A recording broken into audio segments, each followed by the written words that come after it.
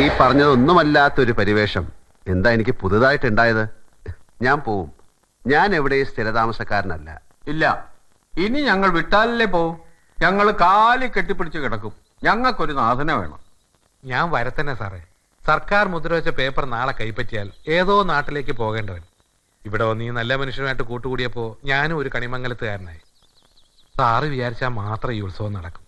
കൊളപ്പുള്ളിയുടെ ഏറ്റുമുട്ടാൻ സാറിനെ കഴിയൂ. എനിക്കാരോട് യുദ്ധം വയ്യ. ഇത് യുദ്ധമല്ല, ഒരുപാട് ജന്മങ്ങളുടെ ഒരുപാട് നാളത്തെ സങ്കടമാണ്. ഈ കരയിലെ ഓരോ മനുഷ്യനെയും ബാധിച്ച ശാപം മാറണേല് അനിയത്തിക്കാവിലെ ഉത്സവം നടക്കണം. അതൊക്കെ ഒരുതരം അന്ധവിശ്വാസങ്ങളാണ്. പൊരുതി ജയിക്കാൻ കഴിയാതെ വരുന്ന സന്ദർഭങ്ങളിൽ മനുഷ്യൻ കണ്ടെത്തുന്ന ന്യായീകരണങ്ങൾ. ദൈവം ഒരു കാവിലെ മാത്രം താമസക്കാരനല്ല, വിശ്വം മുഴുവൻ നിറഞ്ഞു നിൽക്കുന്ന ശക്തി സ്രോതസ്സാണ്.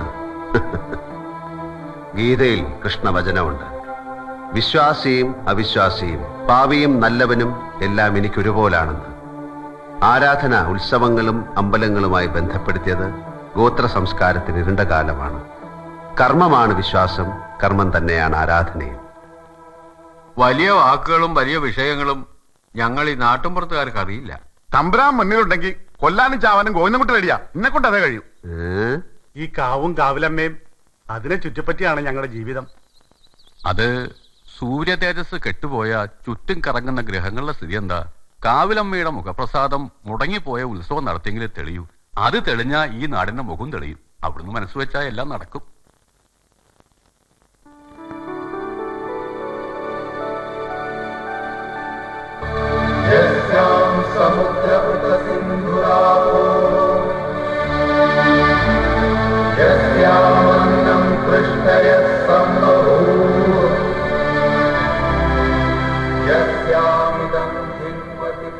തമ്പുരാൻ,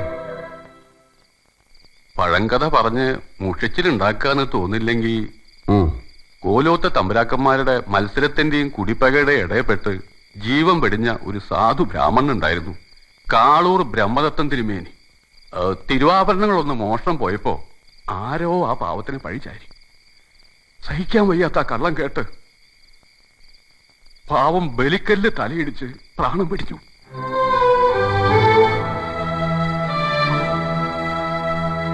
ഒരു പരദേശി ഭാഗവതരായി ഈ നാട്ടിലെത്തി എനിക്ക് ഒരു വലിയ തുണയായിരുന്നു അദ്ദേഹം. ആ ആത്മാവിന് വേണ്ടിയാണ് ഈ യാചന. ഉത്സവം തമ്പുരാൻ നടത്തണം. നടത്തണം, നടക്കണം, നടക്കണം, നടത്തും നമ്മൾ.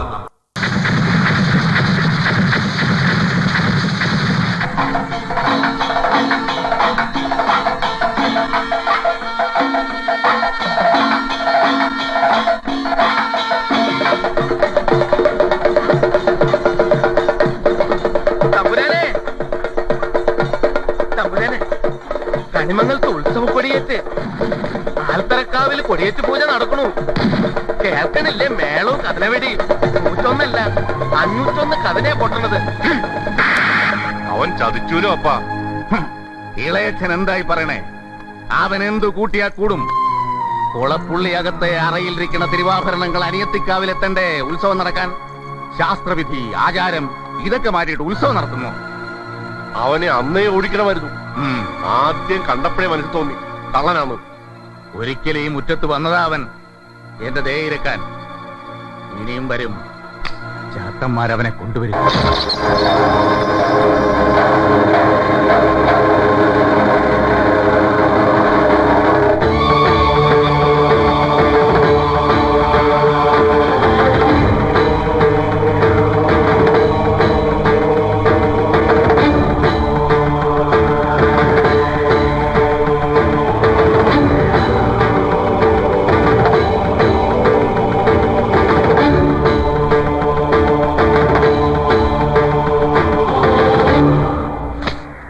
പതിനാറ് കൊല്ലം മുമ്പ് ഞാൻ മുടക്കിയ ഉത്സവത്തിന് നീ കൊടിയേറ്റ് നടത്തിയല്ലേ?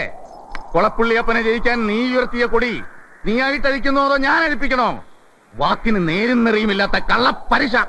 ഞാൻ വന്നത് കണിമംഗലത്തെ പാവങ്ങൾക്ക് വേണ്ടി അപേക്ഷിക്കാനാണ്. അവരുടെ വിശ്വാസങ്ങളും സങ്കല്പങ്ങളും നിഷേധിക്കരുത്, അതിനെ തടയിട്ട് നിൽക്കരുത്. ഒത്തുതീർപ്പിന്റെ സമാധാനത്തിന്റെ വഴിയിലേക്ക് ഇറങ്ങി വരണം. എല്ലാം ശുഭമായി അവസാനിക്കുന്ന ഒരു ദിവസത്തെക്കുറിച്ച് ഞാൻ ചിന്തിക്കുന്നുള്ളൂ. നീ ഒരു സൂത്രശാലിയായ കുറുക്കനാണ്. അപേക്ഷിക്കാൻ വന്നിരിക്കുകയാണല്ലേ? ആൽത്തറക്കാവിൽ കൊടിയേറ്റ് കഴിഞ്ഞാൽ 16-ാം നാൾ ഉത്സവം. അതാ കണക്ക്. കൊടിയേറ്റ് കഴിഞ്ഞാൽ ഉത്സവം നടക്കണം, നടന്നേ തീരൂ. നിനക്കറിയാൻ നടക്കില്ലെന്ന്. കുളപ്പുള്ളിയറയിലെ തിരുവാഭരണങ്ങൾ പുഴക്കരയിലെ വട്ടത്തറയിൽ ഞങ്ങൾ കൊണ്ടുവന്ന് തരണ്ടേ? പ്രളയം വന്ന് സർവ്വതും നശിച്ചാലും നിനക്കറിയാം അത് സംഭവിക്കില്ല എന്ന്. അപ്പൊ നീ അടവ് മാറ്റി അപേക്ഷയുടെ പുതിയ ഭാഷയുമായി വന്നിരിക്കുന്നു. പോടാ, കണക്ക് പുറത്ത് പോ. തമ്പുരാൻ എന്ന് വിളിച്ച അതേ നാവ് കൊണ്ട് തന്നെ ചെറ്റെ എന്ന് വിളിക്കേണ്ടി വന്നതിൽ മനസ്താപമുണ്ട്. എടോ, അപ്പനെന്ന് പേരുള്ള തേർഡ് റേറ്റ് ചെറ്റെ, താൻ ആരാടോ? നാട്ടുരാജാവോ? തന്റെ ഈ കളരിയും മർമ്മവിദ്യയും തരികട നമ്പറുമെല്ലാം ചെലവാവും ഇവിടുത്തെ പാവം ജനങ്ങളുടെ അടുത്ത്. ഇത് ആള് വേറെയാ. കളി ഒരുപാട് കണ്ടവനാ ഞാൻ. കൊടിയേറ്റ് നടത്തിയെങ്കിൽ ഉത്സവം ജഗന്നാഥൻ നടത്തും. തന്റെ അറയിലോ അപ്പൂപ്പന്റെ കുഴിമാടത്തിന്റെ ഉള്ളിലോ വെച്ചിട്ടുള്ള തിരുവാഭരണത്തിന്റെ ആമാടപ്പെട്ടി താൻ കൊണ്ടുവന്ന് തരും. പുഴക്കരയിലെ വട്ടത്തറയിൽ ഞാൻ തന്നെ വരുത്തും.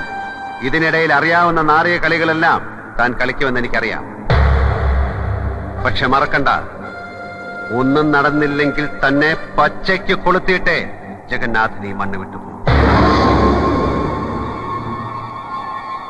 അടിച്ചു കൊല്ലണ പട്ടിയുടെ മോനെ.